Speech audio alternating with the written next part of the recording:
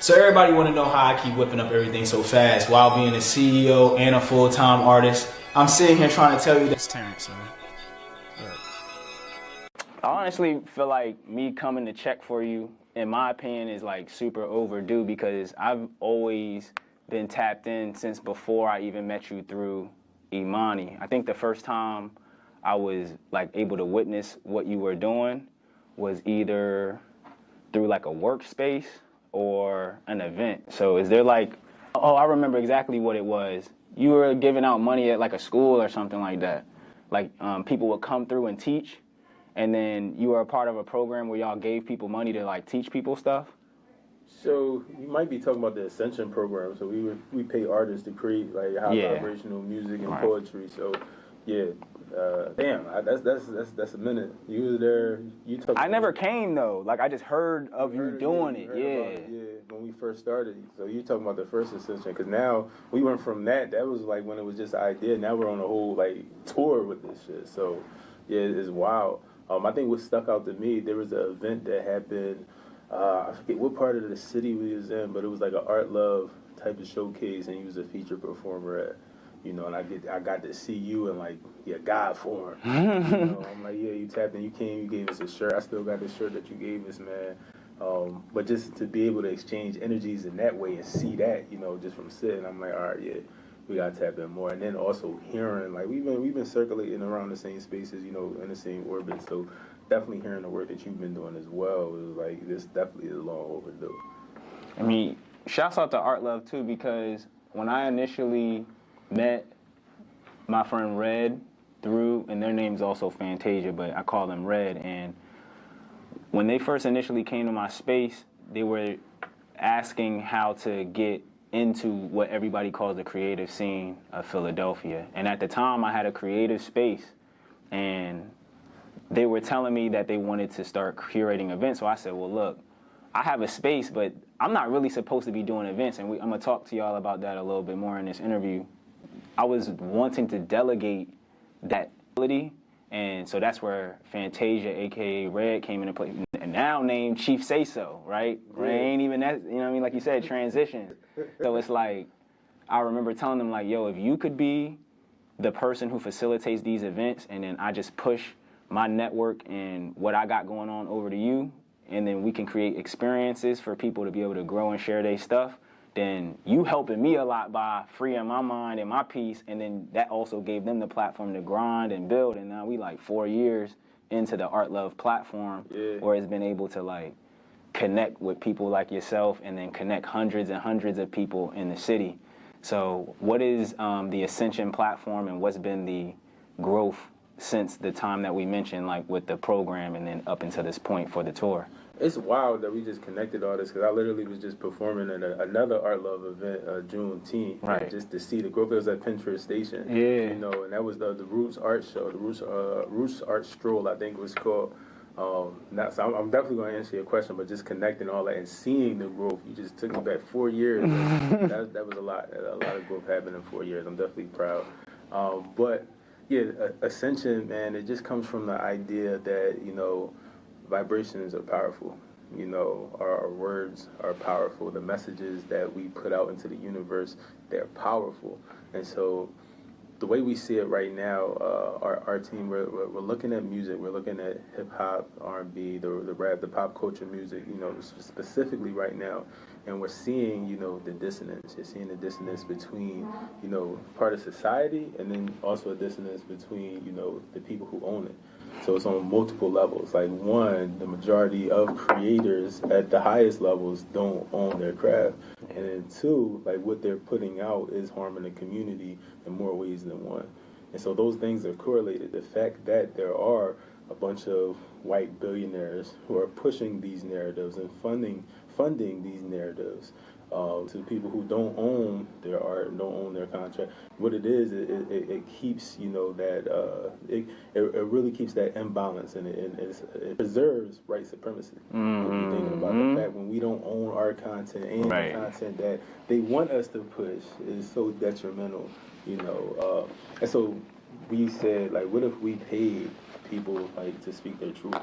You know, what if we paid people? Because that's what it is. That's what we're up against. We're up against billions and billions of dollars pushing these harmful narratives. And so what if, like, we fought back against that? Now, we don't got billions and billions of dollars, but we got something. So what if we pay people to actually, you know, speak on, you know, their life, their communities in ways that, you know, doesn't glorify violence, or ways that, you know, doesn't bring people down or just disrespect the queens. And so it's like, it also challenges folks at the same time, because now you're being challenged to actually be yourself, to step out of the boxes that were provided for you, to step out of those archetypes that they want to, and those stereotypes that they want to put on us, and really like use your pen and write and get back into the craft.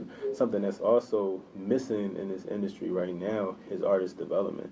Like, even labels, they're not doing that anymore. You know, when it comes to artist development, back in the day, somebody would get signed and it'll be a while before you even heard from them. You know, because they're developing, they're learning, they're perfecting, they're performing, they're focusing on their craft. And now it's just like, you know, with the way we're consuming so fast, and these machines, which are the major labels, want to respond to that. They don't take in the creator. They don't, you know, take that time to allow people to grow into their craft. And so what we're seeing, we're now in 2023, we still haven't had a hit song from hip hop or R&B. I seen that, John. You know, it's a reason for that. Yeah. You know, it's more disconnects than one. So we wanted to create a program, and essentially, Ascension Program is 12 weeks. Artists come in. There's 2 sessions a week. During the beginning of the week, we give them prompts. We're doing community building. We're just talking, labbing, game planning. And then the second session, we're writing based off of those prompts. And the prompts kind of go in order of phases. The first phase is all about knowledge of self. You know, the second phase is all about really like community, connecting to your community and that social intelligence. And the third phase is about now applying those 2 to actually start impacting. You know, and so yeah, it's been beautiful. That was our first program before we even had a 501c3, before like we had any funding for it, and now like it's just blown up since. Yo, so one thing that I you know took and put, I always have this phrase, I have to put a pin in it, right? Like in my mind, because I like to listen without letting questions kind of like permeate my mind while I'm listening. Right. So I put a pin in it, and I put it in the idea when you said they got billions of dollars and we're going to give them what we have, right? And it's like, why is the money the point that you highlighted? Like, what do you think the money has to do with the influence of all this stuff? What's the money got to do with it? Yeah, it's interesting that you said that. Honestly, the money is, how could I put this? That's what they use to control us. You know, from my perspective, money doesn't mean anything. Money is meaningless. Money is a figment of imagination. It's an agreement between 2 people. But in our cultures, when you have so many people that are in a lack mindset, so many people living in poverty, so many people living in scarcity, you know, everything we do is about the money. You know, one of our values is about money. But to be honest, also, bills need to be paid. Right. You know, bills need to be paid. And the way this system is structured right now, like we cannot, we're told that we cannot be our true self and also go and pay our bills. We're told that like we can't be full-time creatives. You got to get a job, go to school, do X, Y, and Z. And so, what if we challenge that? Right. What if we could pay people to do exactly what they wanted to do, which is, you know, create and just be an artist, you know, and just challenging that paradigm and seeing that, wait, I can get paid. You know, that opens up so much possibility, because that's at the root of it. It's all about the narratives and what we allow to be true for us. Because what you believe ultimately becomes your reality. You know, whether you think you can or you think you can't, you're right. So that's where the idea for the money came from. It's not even about trying to buy people or pay people. It's just about challenging that narrative that you can't, you know, make money off of just being you. You know, you have to work for somebody else. That's not true. You can work for yourself and create value for yourself and others. And I'm 100% enlisted in challenging the narrative of chaining yourself to a 9-to-5 because you're afraid of the risk that comes with doing art or having a craft or putting your life's work into whatever you're going to make your money off of. Right. I challenge that all the time, because a lot of our narratives that we keep alive in our community, like you just said, are some of the most harmful traumas that we carry while we're adults. Like, I talk to people in their 20s and 30s, and they talk about the moments when they parents and they family members challenge them or remove the opportunity for them to explore their passions and their interests. That's like one of the main things they be knitting about. And it's like, you got me excited because there was this story that I heard, and I'm going to condense it just for the sake of, you know what I mean, this interview, but it's a story about the slave who ran away. And it was like, master put the slave in a cage, and the slave in the cage will always see the slaves in the field and be like, man, that's such a good life. Like, if I could be out in the sun, I could have some work to do. I could be occupied with something to do. Like, they got a life. Yeah. So then master told the slave, he said, look, if you be real good in there, you don't do anything that requires me to have to check on you or do any, cleaning up after you, you know what I mean?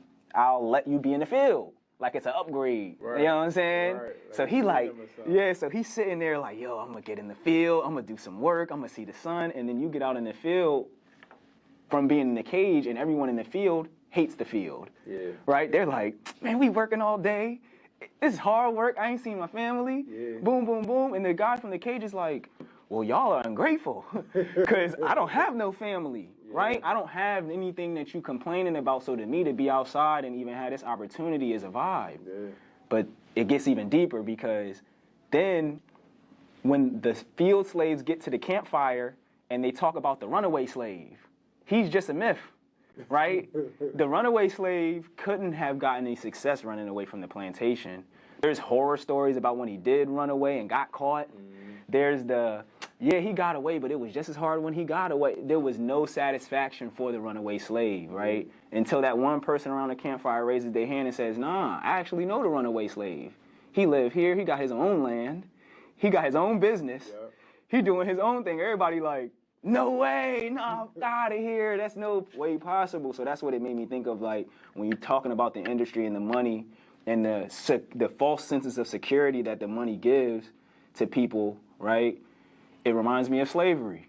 It don't even sound no different, and even like, you know what I mean? So how do we because I'll speak for myself. I've challenged people with, I believe, too many resources, like in terms of work that is required to accomplish what you're saying.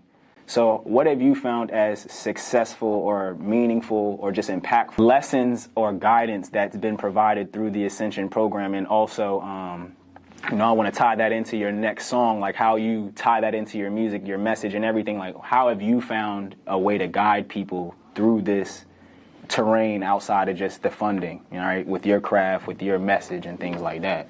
Yeah, I think it's really just getting a group of people together and challenging paradigms, and just saying I don't believe in right or wrong. Like we gotta get that shit straight first. Like, regardless of what you do and what you talk about, I don't think in terms of right and wrong. I think in terms of what's effective and what's ineffective. Yeah. What is going to get us to our goals and what is not.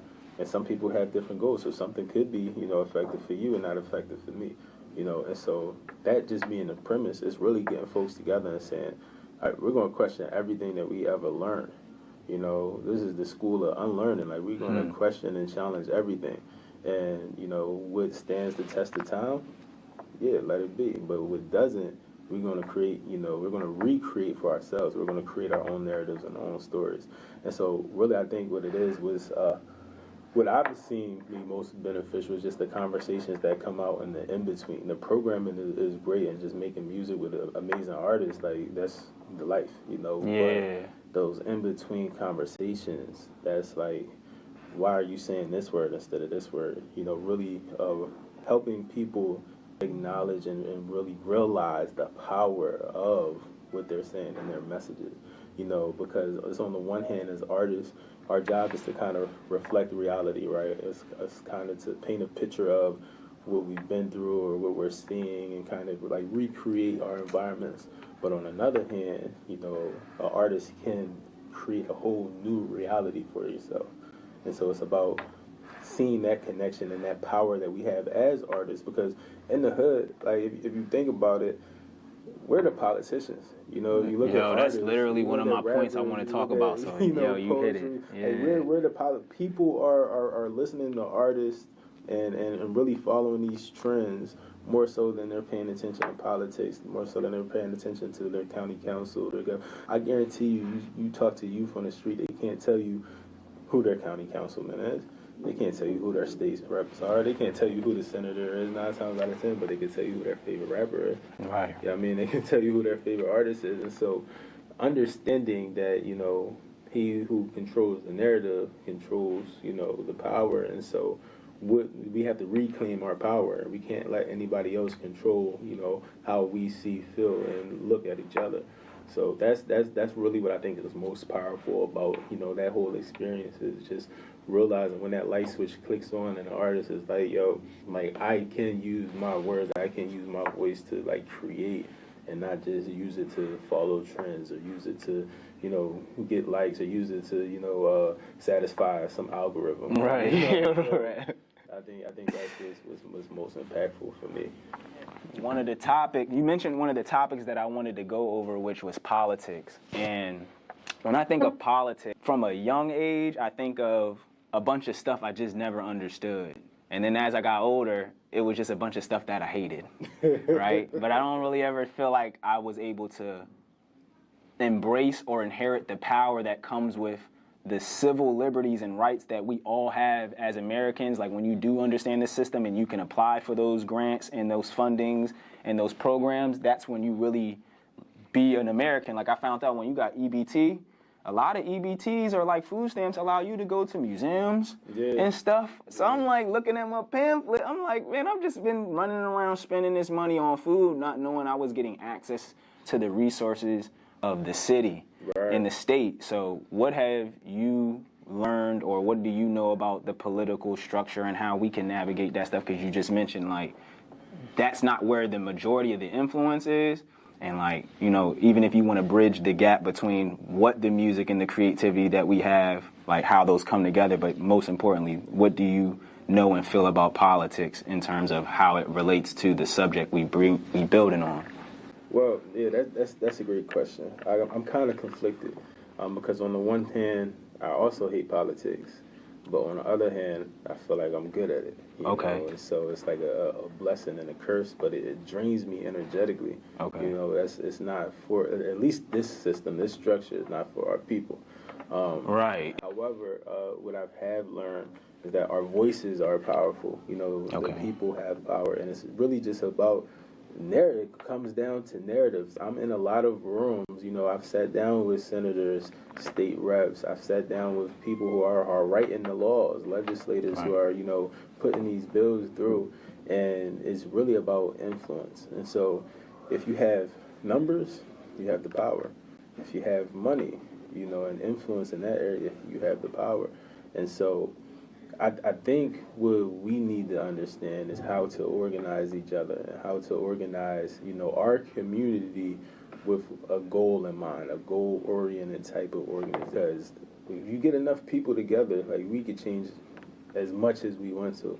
You know, I've been in a lot of rooms, you know, a lot of county council meetings and other boards, you know, just local politics. That's where it's at. The local politics is really where you want to start. A lot of these meetings where decisions are getting made, they have public comment. And more often than not, when I'm in these rooms and I'm in these spaces, the public comment portion goes by, and I'm the only one who gets up to speak. You know, and so that's a lot of times because, you know, our state reps, our politicians, our county council, because they're, you know, so just burnt out with how the system is.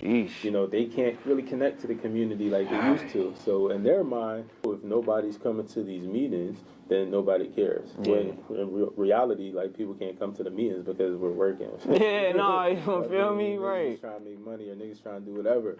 But yeah, it's just about using your voice and knowing what rooms to be in and how to navigate that. Dr. John Claude Anderson was the person who introduced like the how politics can structure your environment and your community, and he mentioned the local politics and like at the state and like at the smaller, lower levels. Not because they're lower for importance, but like because that's just the hierarchy of how those things set themselves up. And then you also mentioned the organization factor. When I look at the comments on social media, they let me know especially ones that revolved around like nationality, it lets me know like how broken up our community is, and then especially like you said, political agendas.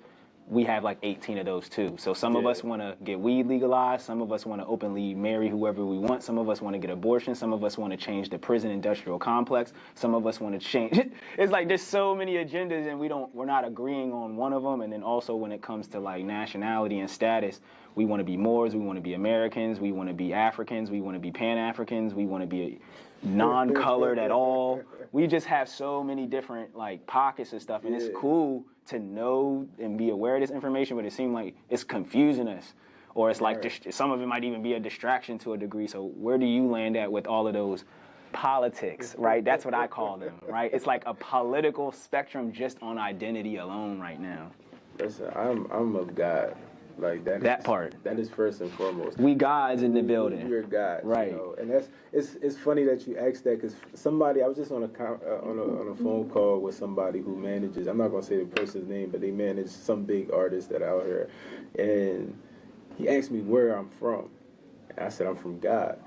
He got so angry at this though. This just triggered him. Yeah. I didn't understand why. Real rap, no laughs though. Like you said, it's real. It will trigger some people.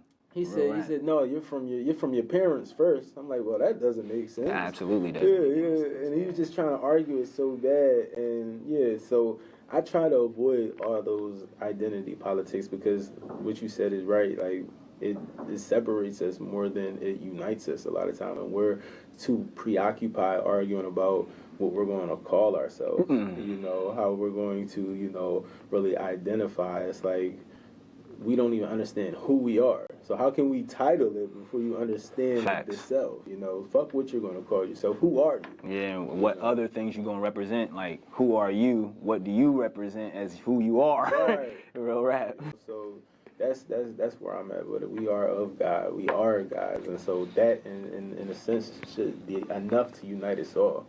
You know? And I know this is, I know we are comrades on a mission, right? Because you really just hit my next topic, which was religion, right? When you spoke on God, right? And so the reason I wanted to talk about religion with you is because I recognize that you are a God, that you identify with being a God. So can you break down for the audience, number one, the title behind your hat, Ashé, what that means, and then you can like float or segue into why you claim the likeness of God, as we will refer to it, right? That is great. Before we even get into that, I think it's important to just just to distinguish the difference between religion and spirituality. You know, I'm not religious at all, but I'm very, very much spiritual. I have a deep relationship with God, the God in me and the God, outside of me. And so you asked about the hat. The hat, it's Ashé. It's funny, we were just vending at in June at a couple of Juneteenth festivals, and everybody was like, what does Ace mean? And what does this mean? I'm like, no, it means Ashé. Wow. It comes from the Yoruba people. And it's really symbolizing the manifestation, the actualization. It's like how people from, I guess, Christianity or the Catholic Church, they would say amen. Yeah. And that's like, let it be, let it will, bring it about. Ashé is that same way. It's about, really manifesting in the physical sense, actualizing in the physical sense. And so this is actually, a spinoff of some merch that we've created as a part of the Abundance launch, for our song Abundant. Right. And in the song, there's a verse, it's the second verse. I say, all these blessings I lost count, Ashé. I had to step out of that self-doubt, Ashé. And so it's really just, just really affirming that it's the power of affirmation and how we use that to create. And so for me, I'm always learning. I feel like if I was to label my religion, I'm a student of the universe.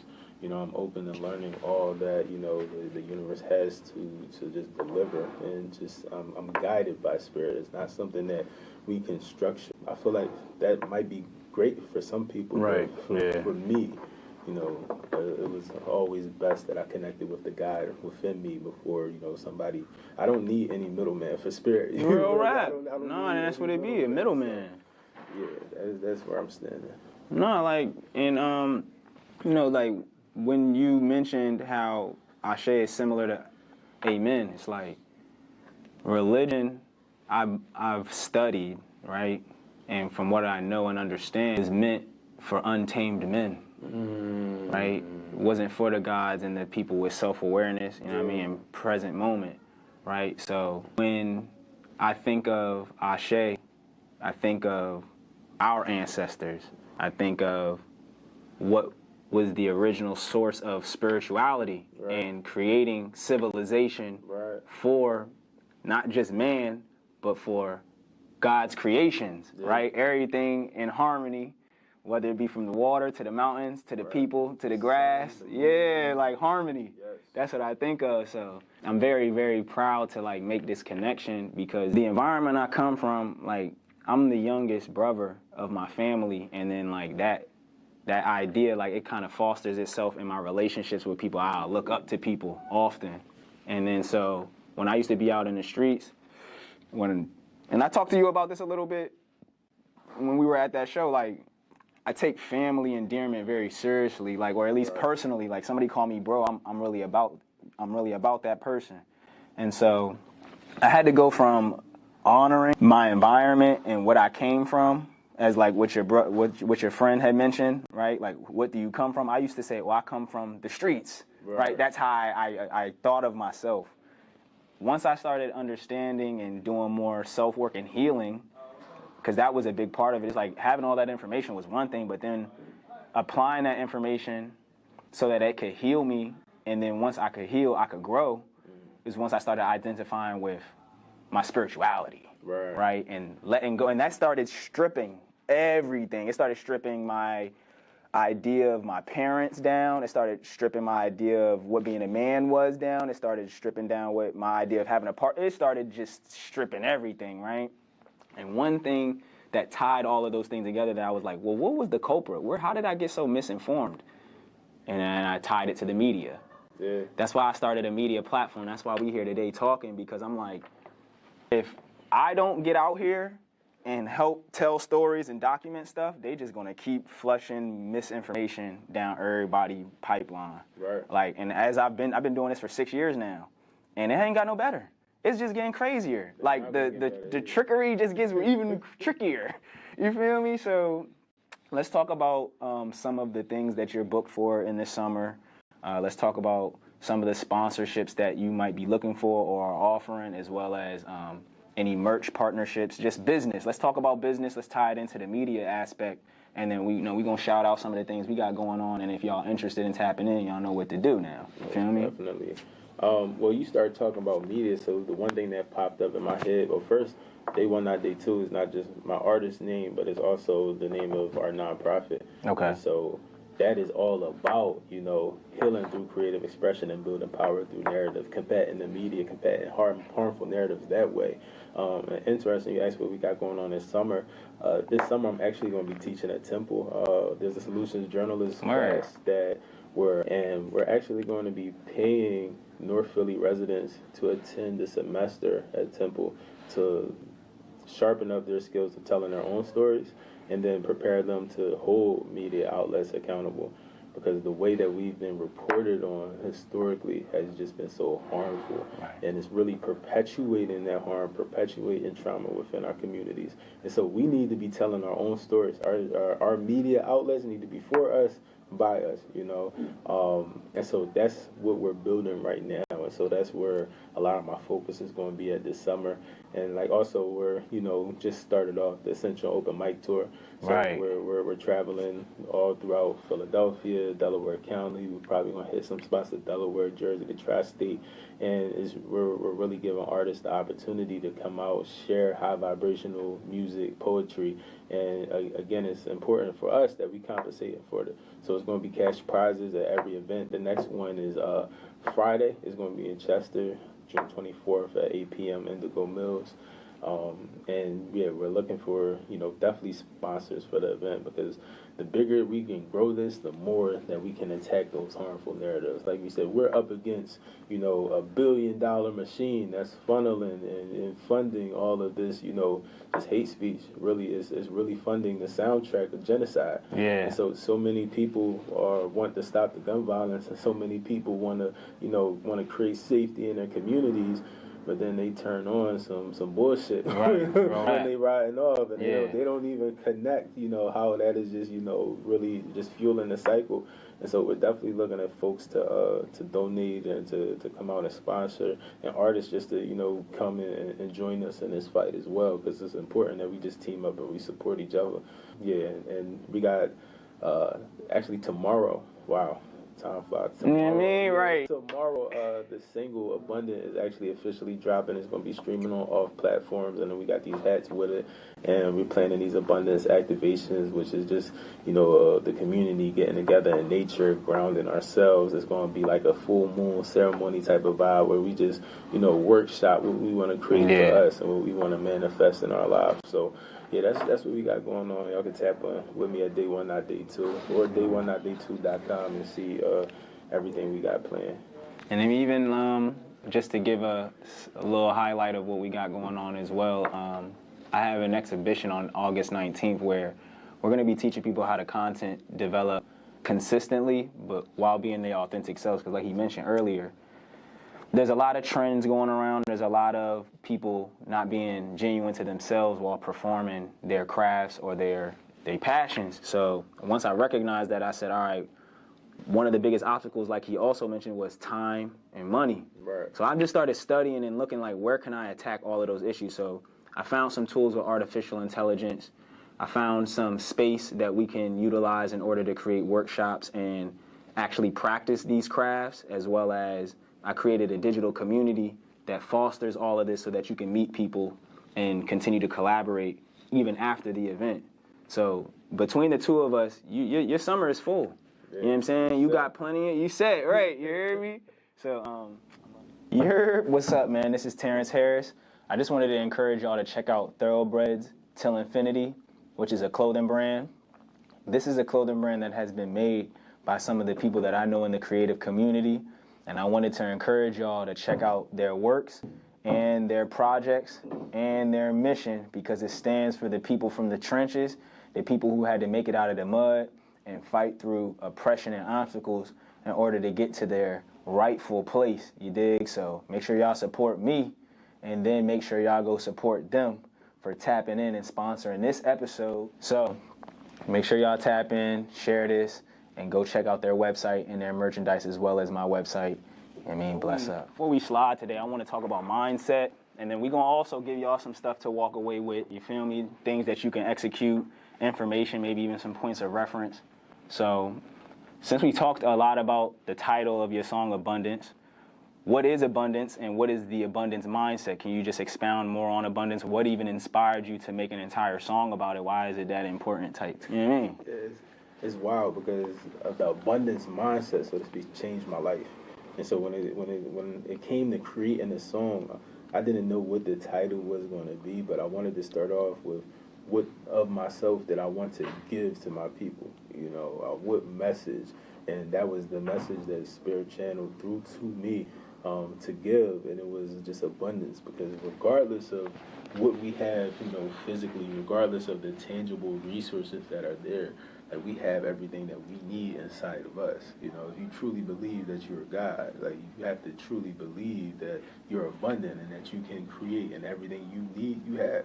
And so that's what abundance is all about. It's about the lack of lack. It's about, just having everything in yourself and not needing. And so once you shift that mindset and shift from, just consumerism to like the creator, just think of that word, the creator, to the consumer. Like that's two different things. Like once you shift to that abundance mindset, the law of attraction is going to work for itself. Like you're going to be abundant. Like you're going to attract to you everything that it is you're focused on. Now you have to be careful with it though, because abundance is not just, great. It's not just good things. You could attract the abundance of bullshit. If you're not, I've never thought of this before. If you're not disciplined, you're not intentional about, the intentions that you're setting. If you're not conscious about what you're consuming and who you're around, once you have this abundance mindset, you could just, enhance and amplify a whole bunch of bullshit. But then it's important to be disciplined with it as well.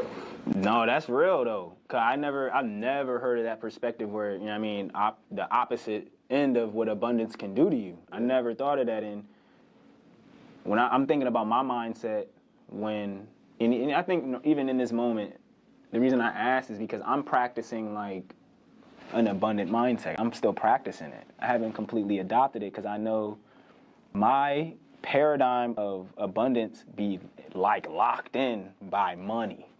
Money is like, it just seems like this like cloth paper thing, but the way it starts working on you psychologically and emotionally over a long period of time, it helped me start to see like, I can't be as creative as I want because I keep putting a wall, like an invisible wall in front of my ideas because of the money, right? I'll have the idea. I want to get dressed like this. I want my hair like that. I want to go to this place. I'll have the idea. And then the walls just start falling and collapsing because of the money. Yeah. I think when it comes to abundance, for me, that abundance mindset really locked in when I realized that money is just a resource, you know, but it's not even our most valuable resource.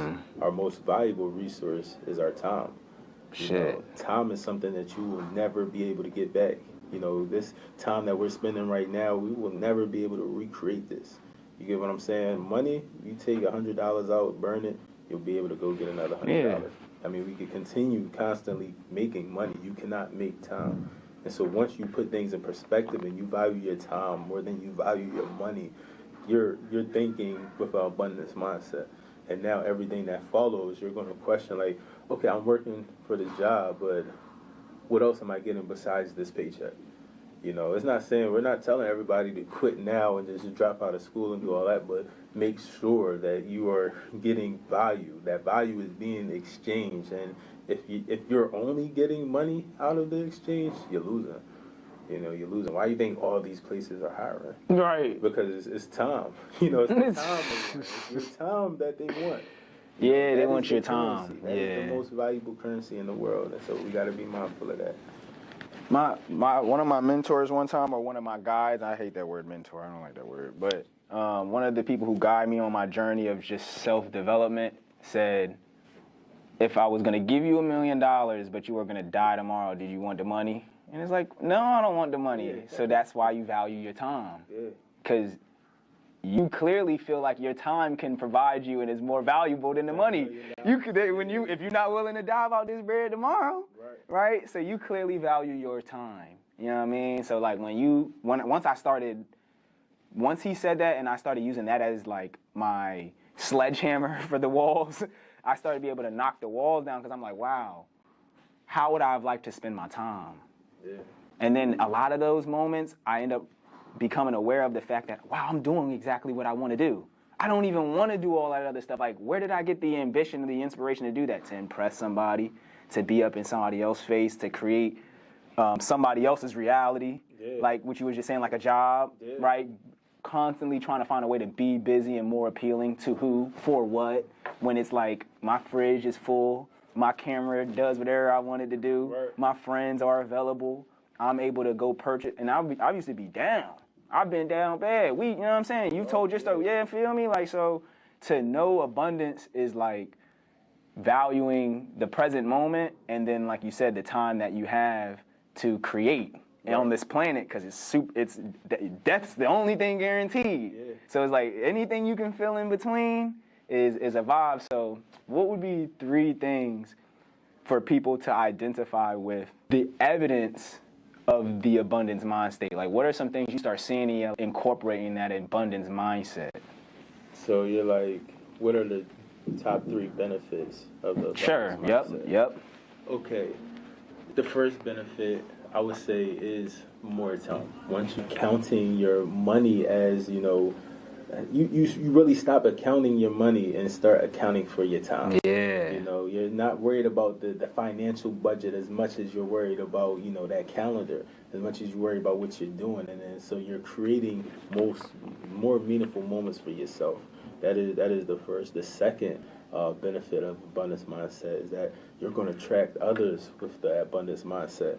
So if you're, you know, not in that lack, not in that scarcity mindset, not, wanting to catch up with the Joneses or keep up with the Joneses, that's the saying, and wanting to impress others and saying, I need this because this person has it, that open space. And so as you clear that space, people with your like-mindedness are going to come in and you're going to connect. That's what's happening right now. Right. We came and we connect. You said you was working on the abundance mindset. I've been working too. Yeah. Now here we are. Yeah. You get what I'm saying? Right. I attracted you. Okay, I see it. Yeah. And so that is the second benefit. And for the third is hard because just narrowing it down to three. There's so many benefits, but the third is just being able to just strategize. Being able to really see and understand like what you want, what's important to you, and to be able to visualize, strategize, and plan to that. Because when you're in a lack mindset as compared to an abundance mindset, when you're in the lack mindset, right, you can't like clearly see because you're worried about these bills and you're worried about what people are thinking about you, and you're worried about, do I got to do this in the morning, do I got to do that, and it's like, no, when you're abundance, that you're not worrying. You're not operating from a place of fear. And like you can see clearly, and your visions, your purpose is manifesting. And so everything you're creating is coming from your truth. It's coming from your power, as opposed to coming from capitalism. Yeah. As opposed to coming from conditioning, fear. As opposed to just being really manipulated by media. Everything that you're creating is now coming from you because you're no longer like tapped in with everything that they use to control us. And like when you mentioned the three things that you like, the lack mindset, right? That would be like a few things that come with the lack mindset. It made me start thinking about, once again, like my own personal journey of navigating that. Three things that I started being able to do in order to save that time, or create time, more importantly, so that I could have something to save, right? So the way I created time was I used artificial intelligence. And I know a lot of people look at that like the end of our value as humans, but I think it really is the opportunity for us to gain back some of our humanity if we're not so interested in serving the system. Right. The system is a machine. Right. So if we have machines working the machine, now we can have our lives back. People don't understand that they get so scared AI is going to take over. These algorithms already controlling. That's done. That 9 to 5 is already controlling you. What you worry about this? If you were smart, you would use this to buy back your time. There you go. Exactly as you said. And so I'm sorry you get me excited, man, because I do the same thing. You mean? I do the same exact thing when it comes to how I could create more time. That's money. That is literally money. It is more than money, honestly. And so why wouldn't you take advantage of that opportunity? And that's been helping me create this strategy that you just mentioned. It gave me clarity. Once I was able to get my time back from not having to edit videos all day, having to send and write out stuff all day, having to be in conversations that didn't inevitably amount to anything that got manifested. Right, it was able to give me clarity, and I was able to strategize. And the strategy that I came up with was, wow, I have thousands of followers. If I could just get 100 of those followers to give me $1,000 over a year's worth of time, that's $100,000 that I'm bringing in. Right. Even if I flip it, I'm like, all right, well, look, let's say I don't got nothing for $1,000. Let's say I can get 1,000 of them people to give me $100, right? Yeah. So it's like, it started making me see a very clear pathway, like, wow, if I take the next 6 months to a year to create a product or a system or an offer, then I'm good. I don't never got to go back to work. Yeah. So as long if they bought it for $100 for the year, and then I add more to it, then it's more valuable. And the next person's stumbling on it, and they're like, wow, this is so much. You know what I mean? And it's just something that I can work on and be organic about, right? Like, I don't have to create something I don't want to create. I don't got to be, like you said, dragged into algorithms or anything. Once I've secured the trust of the people who value the tools that I provide, the experiences that I'm having, the events that I'm curating, like you said, merchandise, we bring all of that experience together and then provide that to a community. It's like we've all met 100 people. Yeah. You know what I mean? And all those 100 people are going to spend $100 a month on something worth of entertainment if they have it. If not more. Right, I'm being modest. I'm being super modest. So it's like, that's the mindset I started coming with, where it's like, okay, now that I have clarity, I can focus on one goal, put my authentic self into it, and now I've solved my money problem. It's solved. Once I get there, I'm good. Now I can continue to like value what I want to create the most. So I want to thank you for highlighting that element, because it means a lot to me, and I know it's going to mean a lot to everyone as well. I'm going to give you these 3 words, and I want you to just elaborate on them for yourself, right? Consistent, authenticity, and collaboration, because that is what I'm offering to people, and I also am creating an event and experiences around that. So what do you think of when you think of those 3 words? And I'll remind you if you need me to, once you expound on them. Consistency, the first thing that popped into my mind was discipline. Okay. You know, you got to be disciplined in yourself, and you got to have that faith. And sometimes faith can manifest itself as discipline. So that's why that was the first thing that popped in, because it's easy to have the idea. It's easy to get emotionally excited, and it's easy to talk about it. It's hard to do it. And it's hard to, you know, put yourself out there. Not only at first, but day 3, day 4, day 5, and it's like, damn, I gotta keep getting up early. Damn, my views ain't going up yet. I'm not getting the likes I'm supposed to. Or I got bills to pay, and so that's when you need to be most consistent. When everything around you is telling you to quit, when everything around you is telling you you shouldn't be doing this, when everybody else is projecting their own. I apologize. When everybody else is projecting their own self-doubts onto you and telling you you shouldn't be doing this, you got to have that discipline to say, I got this plan, I'm sticking to it. I mean, I got this mindset, this abundance mindset, and I know regardless of whatever is out there telling me I shouldn't, I'm going to manifest. You know, I'm going to complete this and see this through. So when I hear consistency, first thing that comes to my mind is discipline, because that's something that we all need if we want to get and accomplish our goals. Now I want to thank you for that, because like that's my shit. So it's like I fuck with that. Thank you.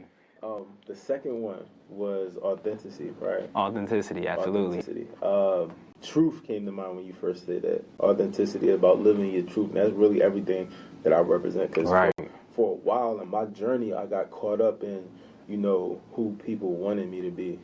I got caught up in, you know, the fucking reputation that for whatever reason I was given. I was given this reputation, right? I was given these stereotypes. I was given this archetype, this box that I had to fit in. You know, are you this type of rapper? Are you that type of rapper? Where are you from? That defines, like, who you are as a person. And it's like, be your truth. So when authenticity, you know, came out, it's just truth to power, speaking truth to power, living your truth, you know, knowing your truth. And so authenticity, in order to be authentic, you have to sometimes journey inward. You know, we have to, you know, reach and really spend time attaining a knowledge of self. Because sometimes we don't even know who we are. So it's hard to be authentic before you learn yourself. And so you could be authentic to someone else's narrative. Right. You know, and I feel like that's what's happening in America a lot of times, but that's another conversation. Yeah, part 2, day 2. And when you said it's easier to be consistent when you're authentic. Right. You don't got to dress it up. Right. You can just pop out like we did today. You just hop out, and this is natural. This is what we live. This is what we talk about. This is what we do regularly. So we don't need no teleprompters. We don't need no scripts. We didn't need no makeup. We drink a lot of water. You feel me? It's like that. It's a lifestyle. So collaboration, you know what I mean, to just bring us home. Community. Right. Collaboration, that's literally what's here now. Collaboration, community. We have to connect with each other. Nobody can do this alone. And even if you can, you're not meant to. Your gift. You're not meant to, right. You're not meant to. Your gift is not for you. So don't be selfish with that. That is for the rest of the world. And so we have to not only give of ourselves in a way that creates value, not only for ourselves but others, but we also have to use our gifts to inspire the gifts in others. You get what I'm saying? We have to put ourselves out there in ways that allow that next person to believe that they can do that, you know, and that's how we unite. And so collaboration is really just, you know, connecting with community and bringing our people together and building strength, building power in numbers, building power in our voices, power in our creativity, power through vibration, and allowing that to grow. So that was the perfect order, because that's the goal. You know, you start off with being consistent.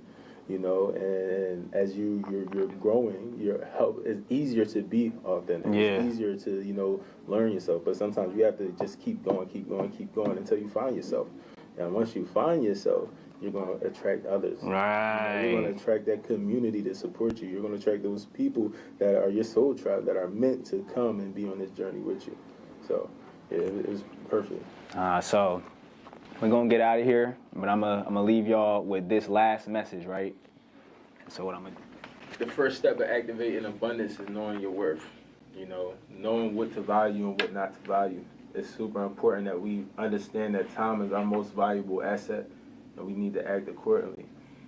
After we understand assets and liabilities, the second step to activating abundance is clearing space. So you know that time is most valuable, you know your worth, you know how you should spend your time. Now we need to really look and really evaluate how we've been spending our time. It's time to cut out those things that are not serving us. It's time to separate ourselves and distance ourselves from people, places, and things that don't contribute to our goals and to our purpose. And the third step is allowing yourself space to visualize, to manifest. We have to first create it in our minds. We have to first believe it. And so allow yourself time and space to sit and really meditate on whatever goal that is that you're working towards. Allow yourself to create a vision in your head that is so crystal clear that it feels like you're there. And the final step is to really implement. Continue to be consistent. Continue to have that discipline. Continue to have that faith. We have to believe in things that we don't see. That is the act of creation. There's 3 phases of creation. The first is mental. Then there's the physical. But in between, there's a spiritual element where it's already, everything that we're doing right now has already been done. And so we just need to allow it. We need to get out of our own way and allow the universe to create for us. Let's activate. That part, man.